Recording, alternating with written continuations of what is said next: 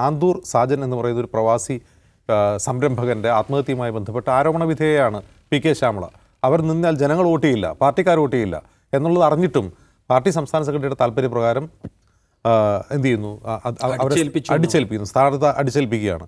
അതിലേറ്റവും പ്രധാനപ്പെട്ട കാര്യം പി കെ ശ്യാമള ഈ ആന്തൂർ സാജൻ്റെ ആത്മഹത്യ നടക്കുന്ന സമയത്ത് പി ജയരാജനാണ് കണ്ണൂർ ജില്ലാ സെക്രട്ടറി.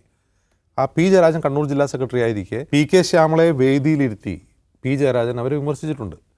അതായത് അതിന് വേറെ പല അടരുകളുണ്ട് ആ സംഭവത്തിന്. ഇപ്പോൾ ആന്തൂർ സാജൻ്റെ ആത്മഹത്യയിൽ പല അടരുകളുണ്ട്. ഒരു ഓഡിറ്റോറിയത്തിന് ആരാണ് അനുമതി കൊടുക്കേണ്ടത്? അത് മുനിസിപ്പൽ ചെയർപേഴ്സണാണോ, അല്ലെങ്കിൽ അതിൽ പഞ്ചായത്താണോ, അല്ലെങ്കിൽ പഞ്ചായത്ത് കമ്മിറ്റിയാണോ അതിൻ്റെ അധികാരം? ഇങ്ങനെയുള്ള വേറെ കുറേ ലാർജർ ക്വസ്റ്റ്യൻസ് അതിൽ വേറെയുണ്ട്. അതിൽ ജയരാജൻ പ്രസംഗിക്കുന്നത് ഇങ്ങനെയാണ്: ഈ അനുമതി കൊടുക്കേണ്ടത് മുനിസിപ്പൽ സെക്രട്ടറി, ഓവർസിയർ, എഞ്ചിനീയർ എന്നിവരാണ്. പക്ഷേ അനീതികരമായി ഈ ആന്തൂർ സാജന് ഈ അനുമതി നിഷേധിക്കപ്പെട്ടപ്പോൾ പാർട്ടി നേതാവ് കൂടിയായ പി കെ ശ്യാമളയ്ക്ക് അതിൽ ഇടപെടാമായിരുന്നു, അതിൽ അവർ വീഴ്ച വരുത്തിയെന്ന് ശ്യാമളയെ വേദിയിലിരുത്തി പി ജയരാജൻ പ്രസംഗിച്ചതാണ്. പിന്നെ നമ്മൾ പി ജയരാജൻ ആ സീറ്റിൽ കണ്ടിട്ടില്ല. പി ജയരാജൻ പിന്നെ എന്ത് ചെയ്യുന്നു? വടകരയിൽ മത്സരിക്കുന്നു. പിന്നെ അദ്ദേഹം പാർട്ടി സെക്രട്ടറി സ്ഥാനത്തില്ല. ഇന്ന് ജയരാജൻ എവിടെയാണ്? ഇന്നലെ ഈ സ്ഥാനാർത്ഥി പ്രഖ്യാപനത്തിന് ശേഷം കണ്ണൂർ ജില്ലയിൽ നിന്നുള്ള സ്ഥാനാർത്ഥികളുടെ പോസ്റ്ററുകൾ വച്ചിട്ട് പി ജയരാജൻ ഫേസ്ബുക്കിൽ ഒരു പോസ്റ്റ് ഇട്ടു. അതുകൂടാതെ പി കെ ശ്യാമളയെ പ്രത്യേകം അഭിവാദ്യം ചെയ്തുകൊണ്ടൊരു പോസ്റ്റർ ഇട്ടു.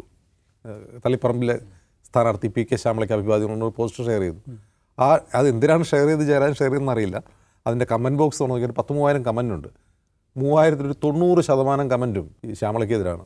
അതായാലും കോൺഗ്രസ്സുകാരോ ലീഗുകാരോ വന്നിട്ട് കമൻറ്റ് ചെയ്യുന്നതല്ല, പാർട്ടി ആളുകൾ വന്ന് കമൻറ്റ് ചെയ്യുന്നതാണ്. ജയരാജൻ്റെ പോസ്റ്റിൽ വന്ന് പാർട്ടി ആളുകളാണ് കമൻറ്റ് ചെയ്യുന്നത്. നമുക്ക് ആ പോസ്റ്റ് വായിച്ചറിയാം. അപ്പോൾ ജയരാജൻ തന്നെ എന്താണ് പി കെ ശ്യാമളയുടെ സ്ഥാനാർത്ഥി എതിർക്കുന്നു.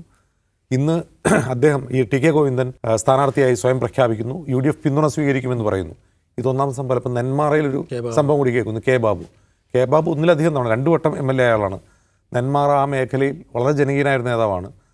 അദ്ദേഹം ചോറി എന്നുള്ള വാർത്തകൾ കേൾക്കുന്നു. എത്രാമത്തെ ആളുകളാണ്?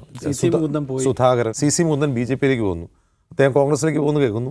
കോൺഗ്രസ് പിന്തുണയ്ക്കുന്നില്ല എന്നുണ്ടപ്പോൾ അദ്ദേഹം BJPയിലേക്ക് പോകുന്നു. BJPയിലേക്ക് പോകാൻ ഒരു മുതിർന്ന കമ്മ്യൂണിസ്റ്റ് നേതാവിനൊന്നും നിമിഷങ്ങൾ പോലും ചിന്തിക്കേണ്ടതില്ല. പാർട്ടി വിട്ടു കഴിഞ്ഞാൽ, സ്ഥാനം കിട്ടാതായി കഴിഞ്ഞാൽ BJP പോലൊരു പാർട്ടിയെ തിരഞ്ഞെടുക്കാൻ ചിന്തിക്കുക പോലും വേണ്ട.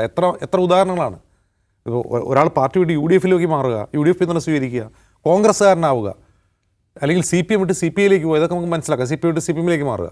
ഇതങ്ങനെയല്ല. BJPയിലേക്കൊന്നും പോകാൻ സെക്കൻഡുകൾ പോലും വരേണ്ടതില്ലാത്തത്ര ഐഡിയോളജിക്കൽ ഫ്ലൂയിഡിറ്റി ബാധിച്ചിരിക്കുന്നു കേരള രാഷ്ട്രീയത്തെ.